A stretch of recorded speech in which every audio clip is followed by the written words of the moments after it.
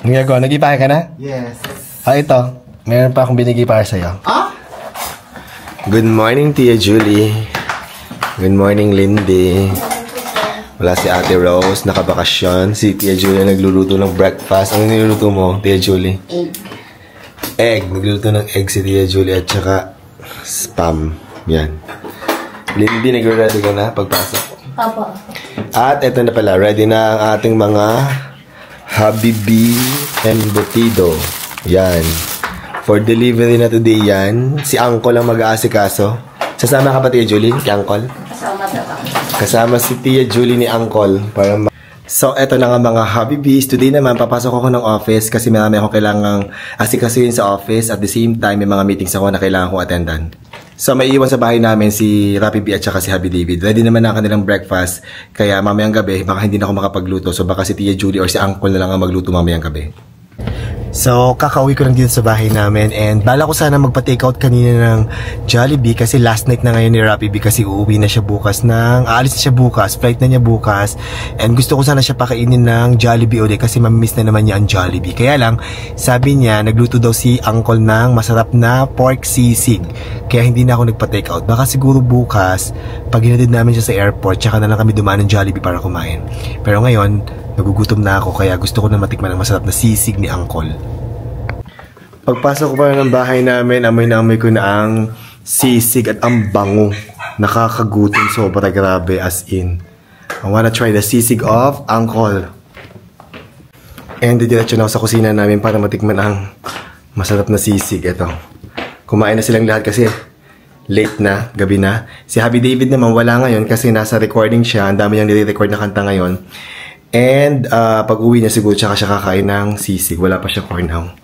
At eto na ang sisig ni Uncle. Hala, ba't parang kakaunti na? Meron pa kaya? Kaloka, nagugutom na ako. At hindi na ako nagbihis guys kasi gutom na ako. Galing akong work. At natatakot na ako dito sa masarap na sisig. Actually, ito na lang yung sisig pero meron pa daw sa rep sabi ni Uncle. Kaya titikman na natin kung masarap. Wala doon sa usapan, AG Boy? Wala, maasim na yan. Masarap na to? Ito pala yung sisig mo rin. May kalamansi na. Sobrang sarap. Yummy. Kaya pa sabi ni Rappi sa akin, Kuya, huwag ka na bumili ng Jollibee kasi ang sarap na ng sisig ni AG Boy. Ni Uncle. Sarap. Mas masarap kasi may Happy Meal. Collagen Premium, Collagen Booster Mix. Ang inamin ko ngayon, mango guys. At sobrang sarap itong kasama pag kumakain.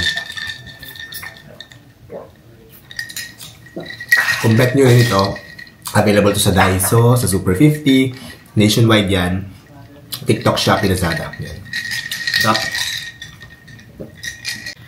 And kakatapos ko lang magbihis at kumain ng napakasarap na sisig ni Uncle. And si Rappi B, last night niya ngayon kasi tomorrow flight na niya pabalik. Ang bilis ng panahon, diba? Pabalik na agad yung kapatid ko ng Guernsey sa may UK yon. And saktong-sakto kasi dumating yung delivery. May dumating akong delivery kanina. Mga in-order ko online. And ito yung mga gamit na usually binibili ni Rappi B dito sa Pilipinas at dinadala niya sa Guernsey kasi wala siya nabibili doon. And mamaya bibigay ko sa kanya para may pa-surprise ako sa kanya. Kasi alam ko bumili siya ng mga konting pira-piraso. So ginawa ko, binilang ko siya ng marami para naman may baon siya pabalik. Yun yung pabaon namin ni Happy David kay Rappi pabalik ng Guernsey. So ito na yung mga bibigay ko kay Rappi guys. Ito yung mga ginagamit ni Rappi mga for skincare. Meron siya kasi mga for skincare na ginagamit. Ito yung binili ko online. 4 na bote na yung binili ko para sa kanya. Tapos si Rappi B, pag umuwi yan ng Pilipinas, lagi yung bumibili ng mga toothpaste dito. Ito yung ginagamit ng toothpaste. Yan. So, binilang ko siya ng 2. Tapos, nilagay ko na rin sa ziplock. And, eto, mga all-purpose cream. Kasi, mahilig siya sa... Nagluluto rin naman siya si Rappi B sa UK, sa Guernsey. And, napansin ko, bumibili siya ng mga all-purpose cream. Kaya, binilang ko na rin siya. At saka, lastly, ito, boy bawang. Para meron siyang snacks doon. At ibibigay na natin kay Rappi para pandagdag sa kanyang bibit-bitin pabalik ng UK. Hindi pwedeng sobrang dami, baka naman mapagkamalan siya magbebenta doon, di ba, nakakaloka. For personal consumption ng lahat naman to. So, puntahan natin siya sa kanyang room para maisama na niya to sa kanyang bagahe. Rappi!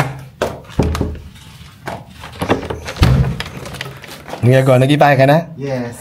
Ito. Meron pa akong binigay para sa'yo. Ah? Tingnan mo, dali.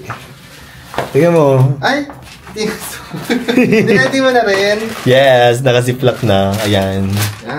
Yung favorite mong toothpaste. Yes. Wala kasi na to doon. Tapos, favorite ko, boy bawang. Boy bawang favorite ni Rapi. Kaya naman daw, Charis. Baka naman po.